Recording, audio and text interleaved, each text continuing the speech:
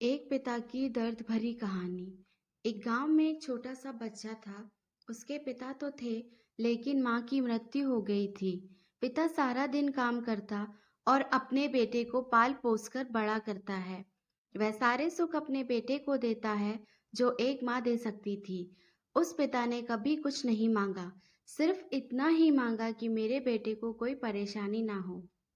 दिन बीतते गए, बेटा पढ़ लिख कर अच्छा जॉब भी करने लगता है और वह शहर में रहने लगता है। कुछ दिन बाद वह अपने पिता से मिलने आता है और कहता है, पापा, मुझे कुछ पैसों की ज़रूरत है। मैं चाहता हूँ कि शहर में ही ज़मीन लेकर अपना घर बना लूँ। पिता इस बात को सुनकर बहुत खुश होते हैं। सोचते हैं कि मेरा बेटा है, एक ना एक दिन नाम करेगा।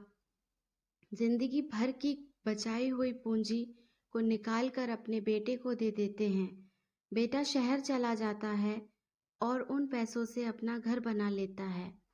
पिता इधर इंतजार करता रहता है कि मेरा बेटा फिर से आएगा, एक ना एक दिन तो मेरे पास आएगा ही। जाएगा कहाँ? उसके पास अब कोई नहीं जाता था, क्योंकि ना ही अब उस पिता के पास पैसे थे और ना ही रहने की जगह थी। कुछ दिन बाद बेटा फिर लौट कर आता है और अपने पिता से कहता है, पापा, अब आप दादाजी बनने वाले हैं। पिता को बहुत खुशी होती है। इस बात को सुनकर वह कहते हैं, तू मुझे मेरी बहू और पोता से कब मिलाएगा? बेटा कहता है, बस पापा, थोड़े दिन और। पापा, मुझे कुछ पैसों की ज़रूरत है, क्योंकि आजकल थोड़ा जॉब में खींच पीच हो रहा है, जिसके कारण से मुझे कुछ दिन के लिए सस्पेंड कर दिया गया है। पिता के पास कुछ नहीं रहता है देने के लिए, लेकिन फिर भी कहता है, अच्छा बेटा, तो रुक, मैं अभी आया, कुछ पैसों का बंदोबस्त करके। पिता बाद में महाजन से कुछ पैसे उधार लेकर अपने बेटे को दे देता है और बेटा पैसे लेकर शहर चला जाता है। बरसों गुजर जाते हैं। पिता सोचते हैं कि मैं तो अब दादाजी बन गया हूँगा। मेरा बेटा पता नहीं मेरे नाती को लेकर कब आएगा। फिर सोचने लगते हैं, समय नहीं मिलता होगा, इसलिए मेरा बेटा अभी तक आया नहीं, वरना आया ज़रूर होता।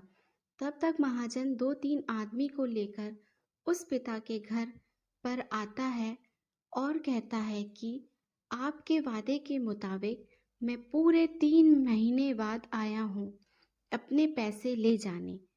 पिता कहते हैं, मेरे पास पैसे नहीं हैं देने के लिए। महाजन कहता है, जब पैसे देने नहीं थे तो आपने मुझसे उधार क्यों लिए?